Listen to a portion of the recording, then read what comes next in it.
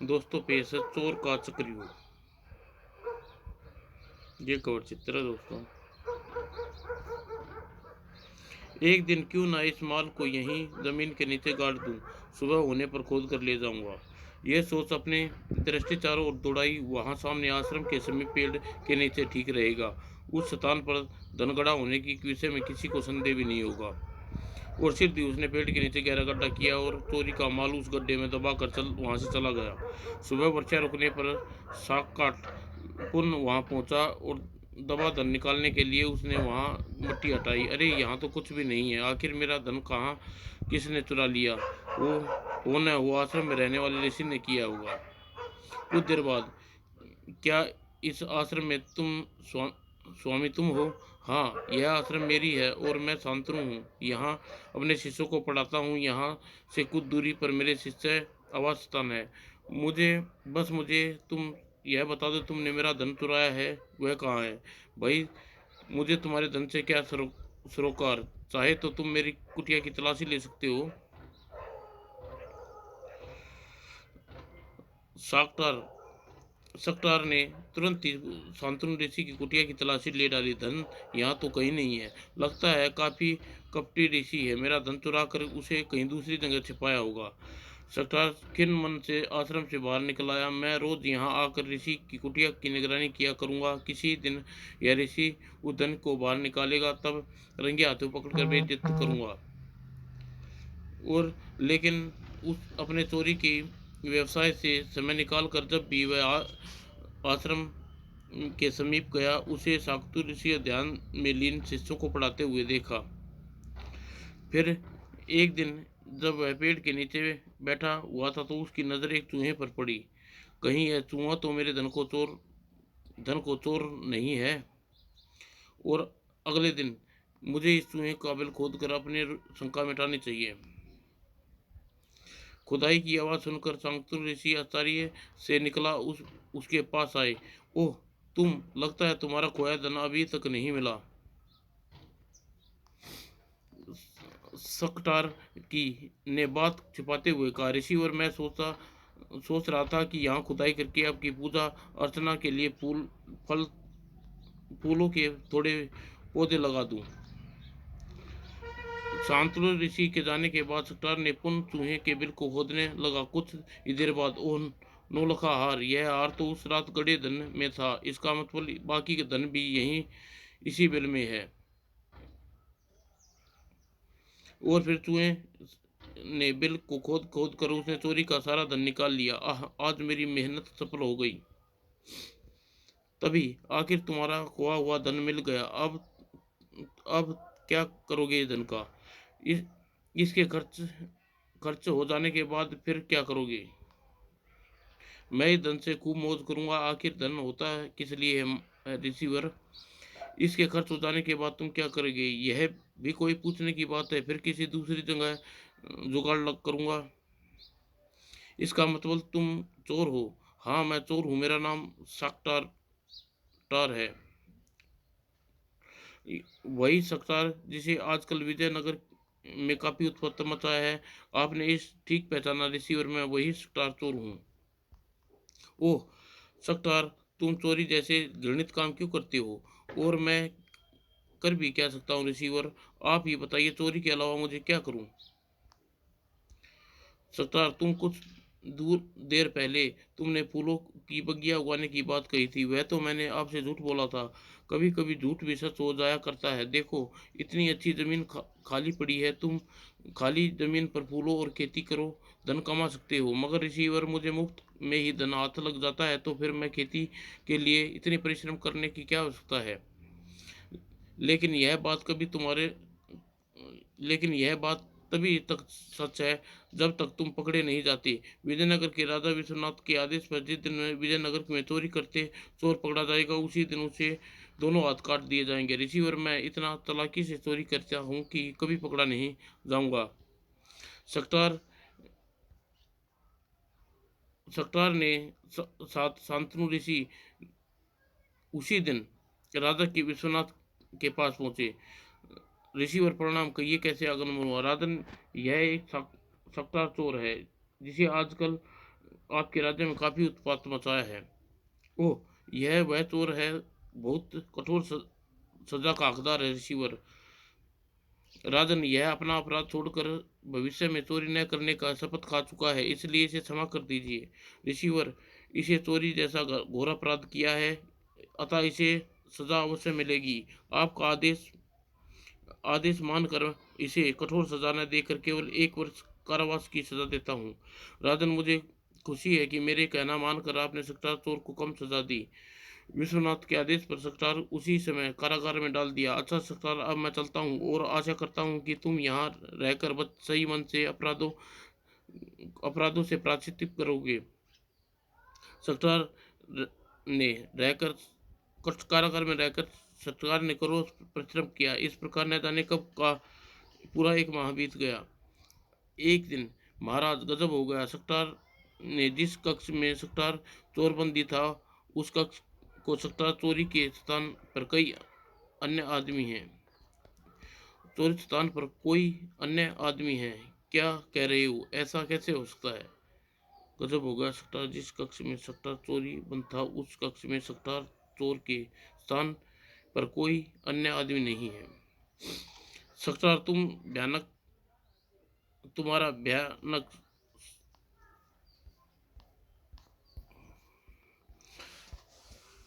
सकटार तुम्हारा भयावह भविष्य मुझे संकट दिखाई दे रहा है। तुम सिर दी पकड़े जाने वाली हो। अच्छा, अब बताओ सकटार, तुम अपंग होकर शेष जीवन बिताना चाहते हो या साक्षात नागरिक बनकर?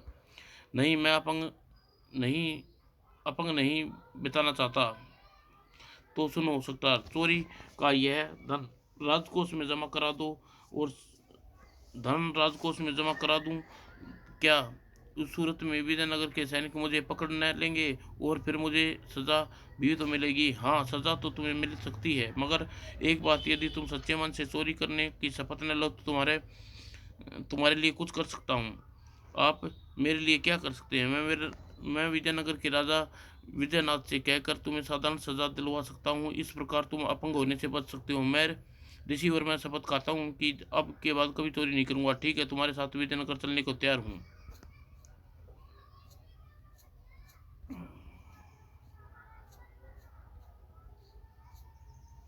महाराज, मैं सच कह रहा हूँ, वह आदमी स्वयं सकटार ही बता रहा है। यह क्या कर धंधा है? चलो हम भी चल कर देखते हैं। और विश्वनाथ कारागार के कक्ष में जा पहुंचा। यह सचमुच सकटार चोर नहीं है, कोई और ही है। लेकिन सकटार चोर आखिर चंद कमरे से बाहर कैसे, बंद कमरे से बाहर कैसे? यह आदमी किसके स्थान पर कक्ष में कैसे आया? उसने कड़क कर उस आदमी से कहा, तुम कौन हो? महाराज, मैं सकटार हूँ। देखो, हमें अपने विषय में सच सच बताओ, वरना तुम्हारी बोटी बोटी काट कर अलग कर दी जाएगी। महाराज, मैं सकटार ही हूँ। अब श्राप मुक्त होकर आपके असली रूप में आ गया हूँ, इसलिए आप मुझे पहचान नहीं पा रहे। मैं कुछ समझा नहीं। राजन, सकटार चोर के रूप में जो जीवन गुजार रहा था, वह मेरा श्रापग्रस्त जीवन था क्या? हाँ महाराज, आपने द्रप और झूठे अभिमान के कारण मैं कहाँ भटक रहा था। मुझे कैसी कैसी विपदाएं कहर बनकर टूटी, इस विषय में आपको विस्तार से बताता हूँ। आज से 25 वर्ष पूर्व की बात है। प्रतापनगर राज्य में राजा सकटार के रूप में शासन करता था। महाहिम महाराज सकटार दरबार में पधार रहे हैं। महाराज सकटार की जय हो। महाराज सकटार अमर रहे। मैं शिव भगवान का अत्यंत भगत था। एक दिन मेरी भक्ति से प्रसन्न होकर भगवान शिव ने मुझे दर्शन दिए। राजा सकटार, मैं तुम्हारी भक्ति से प्रसन्न हूँ, मांगो क्या मांगते हो? भोलेनाथ, मुझे अजय अजय अमर होने का वरदान दीजिए। सकटार, तुमने भी मुझसे वही वरदान मांगा जैसे जीवन में आज तक तो मुझसे मेरे अन्य भगत मांगते आए थे। देखो, इस नश्वर संसार में उत्पन्न होने वाले प्रत्येक जीव को एक दिन अवश्य मरना पड़ता है, इसलिए तुम्हें अजय अमर होने के साथ साथ इच्छा शक्ति का वरदान भी दे सकता हूँ। इच्छा शक्ति द्वारा तुम जिस चीज भी मन की इच्छा करोगे, तुरंत ही पूरी हो जाएगी। ठीक है भगवान, जब आप मुझे मुझे ये ही वरदान दीजिए, मैं इसी से संतोष कर लूँगा। तथास्तु। और कहकर भगवान शिव अंतर्ध्यान हो गए। और भगवान शिव के अजय वरदान पाकर मैं पड़ोसी राज्यों पर आक्रमण करना आरंभ कर दिया और उत्कंठा में डूबा उन सीढ़ियां चढ़ने लगा।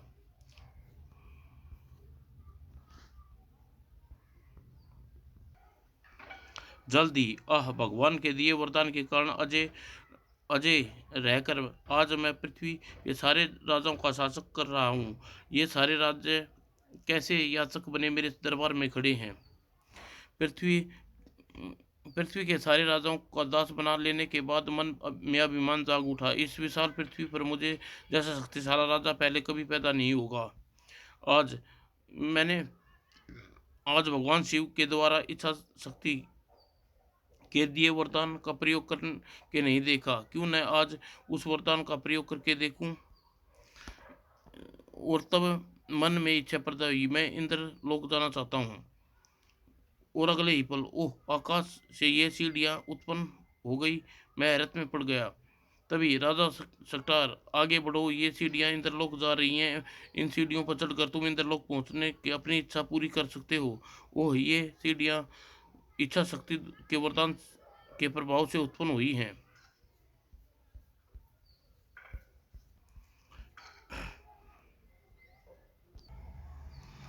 और उत्कंठ में डूबा उन सीढ़ियों पर चढ़ने लगा।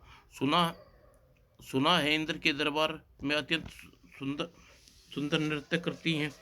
आज उन अप्सराओं का साक्षात अपनी आंखों से देखूंगा।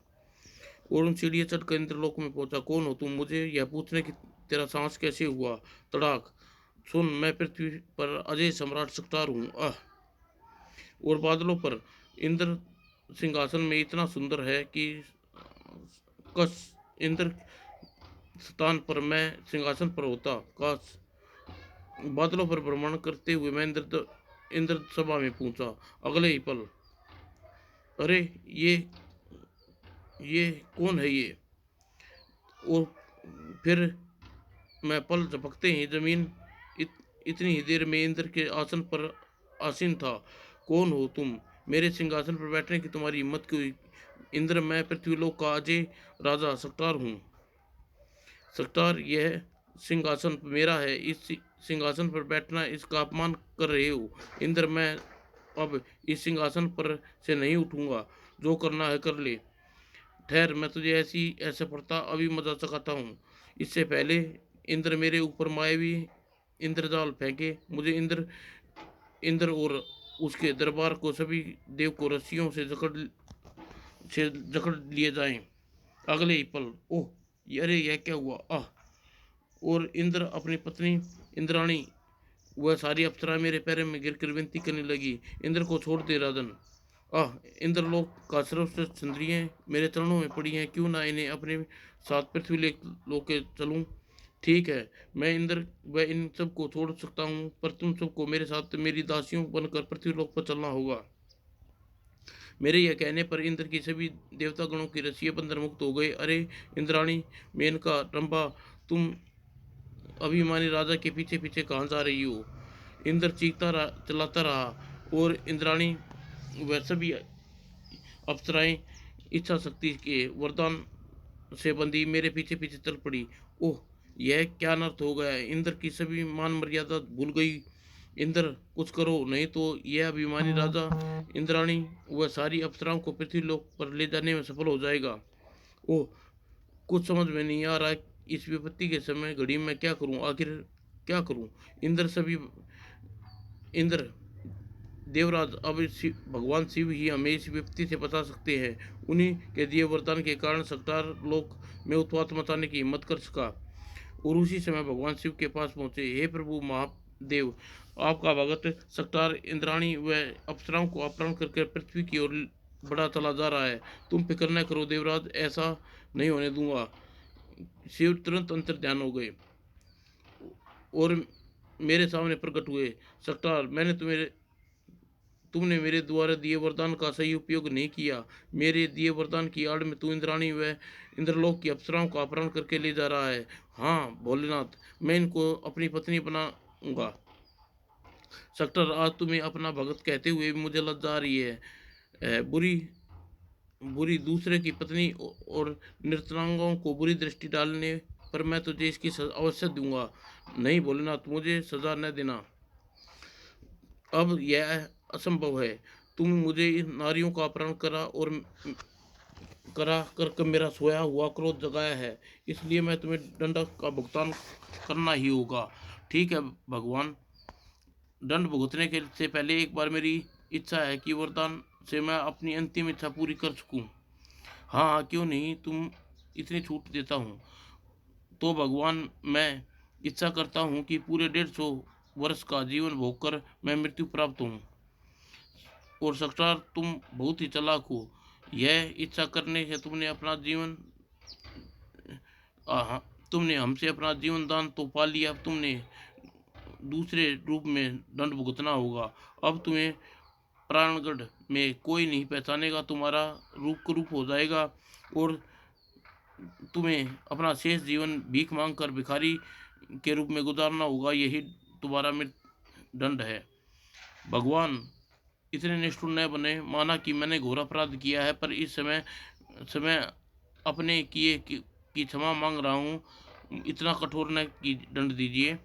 सरकार, मैं तुम्हें श्राप दे चुका हूँ, अब श्राप तुम्हें भोगना पड़ेगा। हाँ, इतना अवश्य कर सकता हूँ कि लंबे समय तक तुम श्राद्ध पर भुगतने के पश्चात तुम मेरे श्राप से मुक्त हो पाओगे, और अब तुम्हें अपने वाले पहचान परिवार व राज्य वाले पहचान पाएंगे। मुझे श्राप दे भगवान। शिव अंतर ध्यान हो गए और मेरी इच्छा शक्ति का प्रभाव से मुक्त हो इंद्राणी व अप्सराएं इंद्रलोक लौट गई। हाय, अब मैं भिखारी बन कर अपना शेष जीवन गुजार पाऊंगा। राजन, जैसे वह इंद्राणी अप्सराएं मेरी दृष्टि से ओझल हुई, इच्छा शक्ति द्वारा उत्पन्न मायावी सीढ़ियां गायब हो गई, और तब मैं वायुमंडल से बहुत देर तक डुबकी लगाकर बहुत बड़ी और तेजी से पृथ्वी पर जा गिरा। ओह, फिर आगे क्या हुआ? पृथ्वी पर गिरते ही मैंने अपनी छाया छाया नदी के जल में देखी। ओह, यह क्या, इतना क्रूर! और अपने बदले हुए रूप को देखकर बुरी तरह सिर उठा। भगवान शिव के दिए श्राप के अनुसार प्राणगण में मेरा कोई पहचान नहीं पाएगा, इसलिए वहां जाकर क्या करूंगा? फिर भी मेरा दिल नहीं माना। मैं उठकर प्राणगढ़ की ओर बढ़ चला। प्राणगढ़ में पहुंचा। क्या बात है भाइयों, तुम इस प्रकार मुंह क्यों निराश लटके हुए हैं? जैसे उन लोगों ने दृष्टि मुझ पर पड़ी। दूर हट भिखारी, तेरे हमारे शरीफ आने की हिम्मत कैसे हुई? मैं लड़खड़ाकर गिर पड़ा। ओह, इतना निरादर! तभी, अब क्या होगा महाबली महाराज? शंकराचार्य का कल रात कुछ अता पता नहीं, बहुत खोज करने के बाद भी कहीं नहीं मिल रहे। रानी भगवती तो रो रो कर बेहाल हो चुकी है। अब पृथ्वी पर इतने लंबे चौड़े राज्य का कौन संभालेगा? राज की प्रथानुसार उसके दो वर्षीय नन्हे युवराज विशाल प्रतापगढ़ का राजगद्दी पर बैठा दिया जाएगा, और रानी भगवती संसारिक संरक्षिका बनकर राज काल संभालेगी।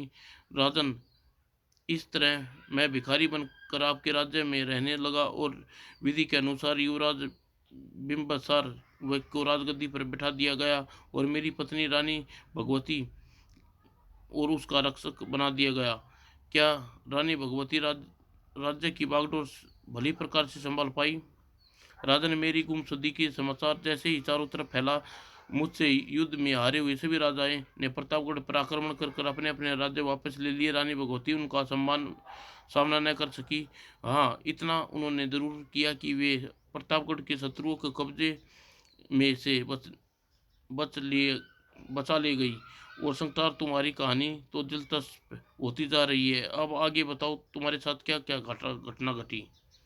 राजन, मैं लोगों द्वारा दी गई भिक्षा के सहारे जैसे तैसे अपने जीवन व्यतीत करता रहा। जो भी रूखा साखा मिलता उसे खाकर सड़कों पर पड़ा रहता।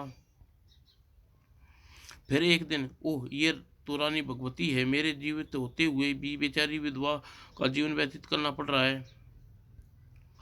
जैसे ही रानी भगवती रथ मेरे समीप गुजरा, रानी भगवती, यह क्या रूप बना रखा है तुमने? तुम कौन हो? तुमने मुझे नहीं पहचाना भगवती? मैं तुम्हारा पति सकटार हूँ। क्या बक रही हो? तुम मेरे पति? रानी, मैं अभी भी जीवित हूँ। मेरे रहते हुए तुम इस तरह विधवा बनी हुई हो। इन सफ़ेद वस्त्रों को त्याग कर राजसी वस्त्र पहनो रानी। उद्दंड जैसे भिखारी हम तुमसे यह कहने की हिम्मत कैसे हुई? अगले ही पल दूर हो जा हमारी नज़रों से। यदि आज के बाद फिर कभी प्रतापगढ़ में दिखाई दिया तो जीवित जीवित नहीं छोड़ूंगी। वो रानी का थप्पड़ खाकर मेरा हृदय हृदय लोभ से भर उठा। सकटार, अब तेरा इस दुनिया में जीवित रहना ठीक नहीं। तुझे आत्महत्या कर लेनी चाहिए। और उसी समय आत्महत्या के उद्देश्य से पास के ही वन में जा पहुंचा और मैंने पहाड़ी से नीचे कूदना चाहा। यह क्या कर रहा है? सकटार दुखों से घबरा कर आत्महत्या कर रहा है। भगवान, मुझसे यह दुख नहीं सहे जाते, मुझे मर जाने दीजिए। सकटार, याद है तुमने मुझसे पूरे 150 वर्ष की आयु मांगी थी। अभी तेरी आयु बहुत ज़्यादा शेष है। अब उस शेष आयु को भोग कर ही तुझे मृत्यु प्राप्त होगी। हे भगवान, मैं किस मझधार में मुझे फंस गया हूँ। मरना चाहकर भी मर नहीं सकता। सकटार, अपने किए का परिणाम तुझे भुगतना होगा, चाहे हंस कर भुगते या रो कर।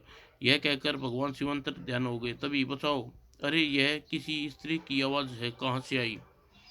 और मैं चौंक कर उधर देखने लगा। सिर दी आपती हुई एक युवती अपनी ओर आती दिखाई दी। बचाओ! और वह मेरे पास आ गई। हपा, कौन हो तुम और क्यों चिल्ला रही हो? मेरी रक्षा करिए, उन दुष्ट राक्षस से बचा लीजिए। किस राक्षस से? उधर तो कोई नहीं है। आप पूते हैं, आप पूते ही रह जाएंगे और वह राक्षस आकर मुझे खा जाएगा। पहले किसी सुरक्षित स्थान पर ले चलिए। अच्छा, मेरे साथ चलो। और मैं उसे समीप एक गुफा में ले गया। हाँ, आप बताओ, वह राक्षस कहाँ है? वह राक्षस पहाड़ी के उस पार है। उसे जान बचाकर छोटे रास्ते से इस पार भागी आई। वह उधर आता ही होगा। तभी हा हा हा हा, यही वह राक्षस की आवाज़ है। लगता है वह इसी ओर चला रहा है। अगले ही पल, हा, मेरा शिकार मुझसे कैसे बच सकता है? राक्षस ने गुफा में हाथ डाला और युक्ति को पकड़ लिया। हा हा हा, अब मैं तुझे खाकर अपने पेट की क्षुधा शांत करूंगा। और तब मैंने उसी पल गवाए बिना राक्षस पत्थर से वार किया। आह! और तब तब मैंने दूसरे दूसरे पत्थर को उठाया और आह! दोनों वारों में राक्षस के दोनों हाथ बुरी तरह घायल हो गए। आह! मुझ पर दया करो, मुझे मत मारो, मैं तुम्हें जीवित नहीं छोड़ूंगा। तूने मुझे आज मेरे आहार को मुझसे छीना है, जबकि मेरा पेट भूख से ये ज्वाला से जल रहा है। जा, मुझे तुझे श्राप देता हूँ, तू अपना शेष जीवन चोरी करके गुजारे।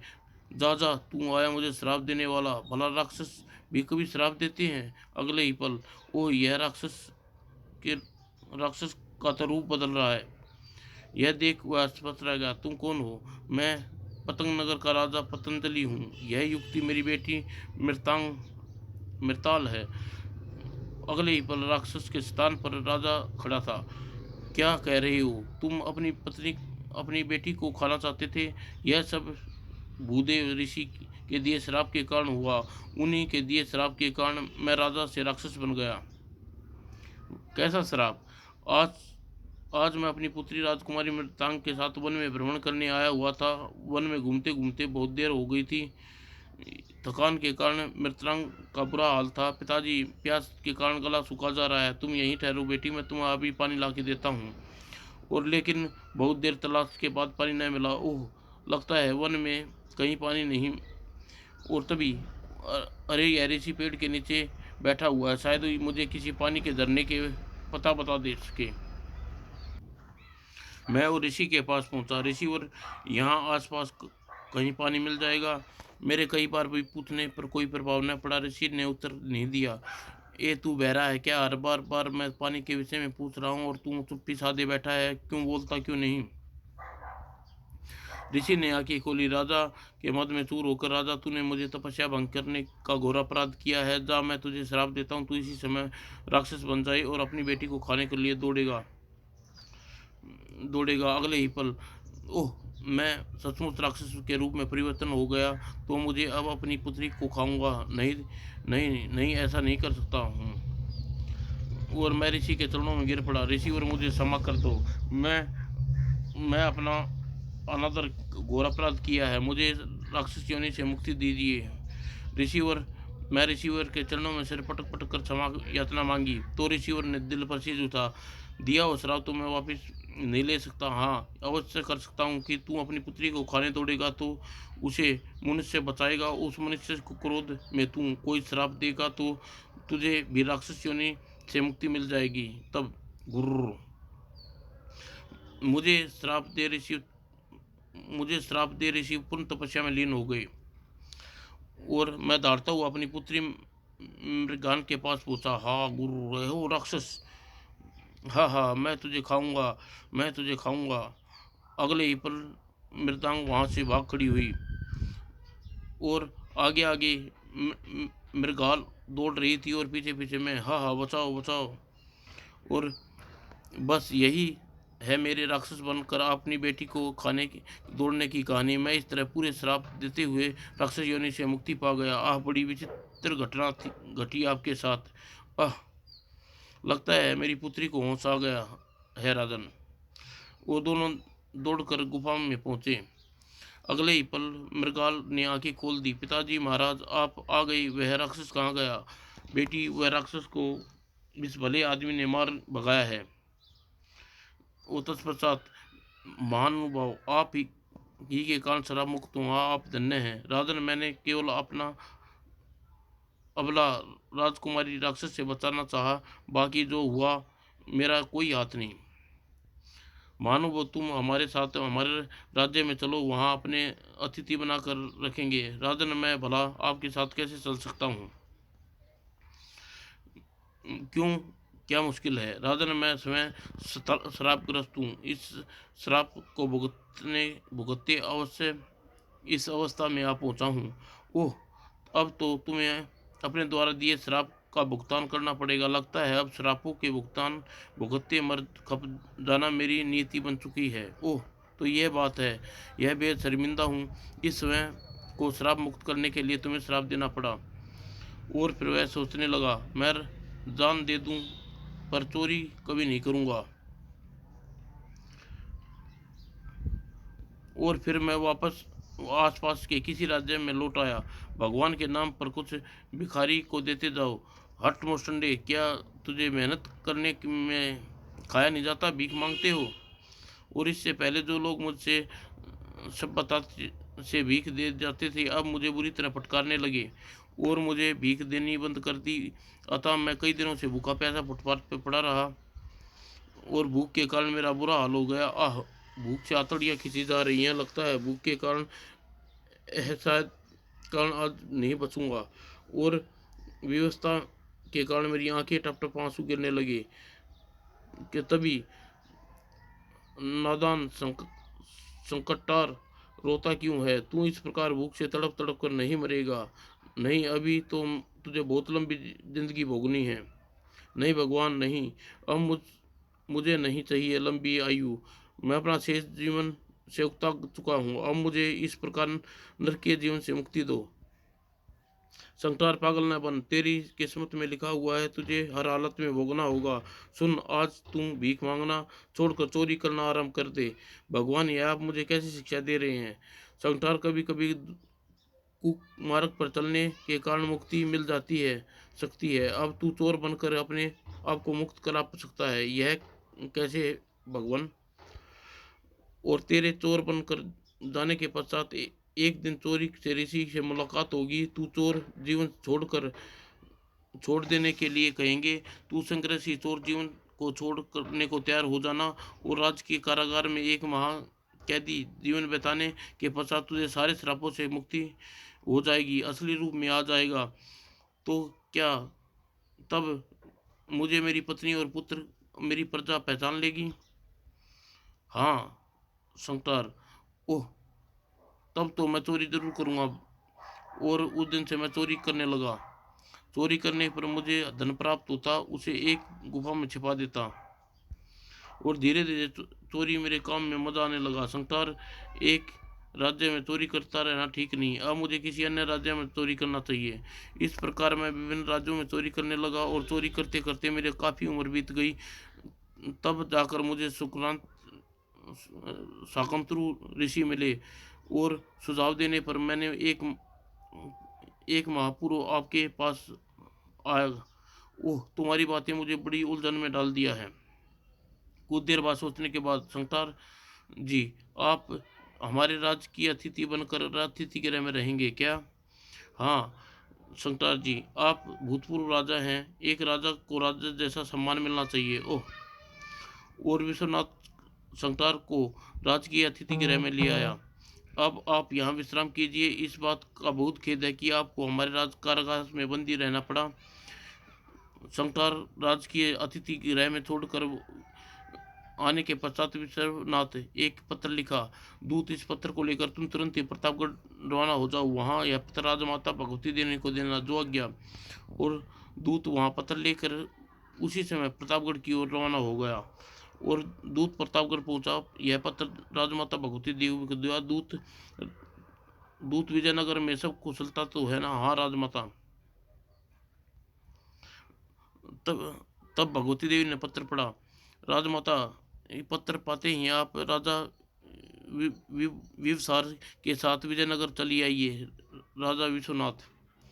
पत्र पढ़ने के बाद राजमाता सोच में पड़ गई। राजा विश्वनाथ ने हमें विवसार और विजयनगर क्यों बुलाया है? क्या कारण हो सकता है? यह बहुत सोचने पर भी उसे समझ में नहीं आया। तब उसी समय एक दिन विवसार के साथ विजयनगर की ओर चल पड़ी। विजयनगर पहुंचने पर, आइए राजमाता, विजयनगर में आपका स्वागत है। राजमाता, आप राजमहल में चलिए, वहां आपको सब कुछ बताता हूँ। राजा विश्वनाथ विश्वनाथ हमें इस प्रकार पत्र भेजकर बुलाने का कारण? अच्छा चलो। और महल में? हाँ विवसारा, अब बताओ। राजमाता, हमारे कारागार में एक चोर बंदी था, जो स्वयं को प्रतापगढ़ का राजा संसार बताता है। कहाँ है? हाँ। क्या कहा? हाँ, जिसे कथन पर सत्या असत्या प्रमाणित करने के लिए मैंने आपको यहाँ बुलाया है राजमाता। कहाँ है वह चोर? मैं उसे देखना चाहती हूँ। चलिए राजमाता। और विश्वनाथ राजमाता व राजा विवसार के साथ राज के अतिथि गृह में पहुंचे। वह चोर इसी कक्ष में ठहरा हुआ है राजमाता। जैसे ही राजमाता कक्ष में प्रवेश किया, महाराज भगवती, यह देख। भगवती दौड़कर सीता के चरणों में गिर पड़ी और आंखों में आदित्य आंसू बहने लगे। क्यों? तो क्या यह चोर ठीक कह रहा था? यह वास्तव में राजा सकटार है। हाँ, ये मेरे पिता हैं। ओह, उठ भगवती, उठो। और भगवती रोते रोते चित्कार से बोला, महाराज आप कहाँ चले गए थे? मैंने आपको कहाँ नहीं खोजा। भगवती, यह सब कर्मों का फल है। मैंने कर्म किए, उसका वैसा ही फल मिला। यह आप क्या कह रहे हैं महाराज? मैं ठीक कह रहा हूँ भगवती। तब सरकार ने सारी बातें भगवती को विस्तार पूर्वक बताई। सारी बात बताने के पश्चात, भगवती, तुमने शायद याद है, बहुत दिनों वर्षों पहले एक भिखारी ने तुम्हें विधवा वेश में सुहागन बनाने के लिए कहा था। हाँ, मुझे यह अच्छी तरह याद है। दुराचारी भिखारी की याद है, वह खुद मेरा पति कह रहा था। हाँ भगवती, वह भिखारी मैं था। क्या? मैंने तू अपने हाथों से थप्पड़ मारा था? हाँ भगवती, मैं वही था। और विश्वनाथ ने सारे आगे कहा, महाराज, यह आपका पुत्र राजा बिवसार है। आपके साथ मेरी बहन रूपाली से विवाह इसके साथ मेरी बहन रूपाली का विवाह हुआ है। ओह पुत्र, पुत्र, वहां क्यों खड़े हो? आओ, मेरी छाती से लग जाओ। अगले ही क्षण में, चलिए पिताजी महाराज, आपको प्रतापगढ़ चलकर राज दरबार संभालिए। नहीं बिवसार, अब मैं प्रतापगढ़ राजगद्दी पर तुम्हारे अधिकार है। यह आप क्या कह रहे हैं पिताजी महाराज? मैं ठीक कह रहा हूँ बेटा। अब मेरा स्थान राजमहलों में नहीं, कहीं और है। महाराज, ये आप कैसी बहकी बहकी बातें कर रहे हैं? भगवती, मैं आज बहका नहीं हूँ, अपति संभला हूँ। तुम प्रतापगढ़ जाकर अपने दैत्य का निर्वाह करती रहो जिस दैत्य में तुम्हें निर्वाह तुम आज तक करती आई हो। अब मैं अपना शेष जीवन शांतनु ऋषि के श्रृंगार में रहकर गुजारना चाहता हूँ, ताकि मुझे अगले जन्म में किए पापों का फल न मिल सके। महाराज, यदि ऐसा है तो मैं भी आपके राख अरोड़ा नहीं बनूंगी। और संतार बिबिसार और भक्ति को गुफा में ले आया। बिवासर, यह धन है जो मैंने चोरी करके इकट्ठा किया है, तुम इस धन को राज्य के हित में व्यस्त करना। ओह, जो आज्ञा पिता महाराज। और जब पत्नी और पुत्र से विदा लेकर शांतनु ऋषि आश्रम की ओर चल दिया। बहुत देर तक चलने के पश्चात वह आश्रम में पूछा, राजा सकटार, आप ऋषिवर, आप मेरे विषय में जानते हैं? हाँ राजन, तुम्हारे प्राणगढ़ के राजा सकटार और वह चोर हो जिसने विजयनगर के राजा विश्वनाथ के पास लेकर गया था, ओह आप सब कुछ जानते हैं मुनिवर। कहो सकटार, यहाँ क्या कैसे आए? ऋषि, और मैंने आपका शेष जीवन आपका शिष्य बनकर आपकी सेवा में करने के लिए गुजारना चाहता हूँ। शांतनु ऋषि का अनुरोध स्वीकार कर लिया। अतः सकटार आश्रम में रहकर शांतनु ऋषि की सेवा कर अपना जीवन गुजारने लगा। समाप्त दोस्तों।